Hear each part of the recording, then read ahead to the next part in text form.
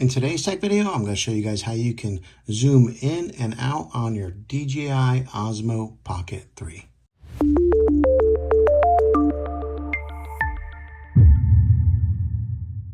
Okay, one of the great features about the DJI Osmo Pocket 3 is that this gimbal here, it can rotate up and down, or it can zoom in and out, which makes it very versatile in doing things.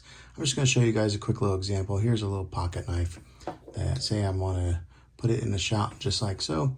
If I move the Joy-Con right here, the joystick on the bottom, if I rotate it up and down like that, it moves it up and down. But just say I want to zoom in on it. It's not a matter of, like pinching and zooming like on a cell phone on your screen. You actually got to do something a little different. Over here on the right-hand side, you'll see where it says 1.4 or something like that. 1.6.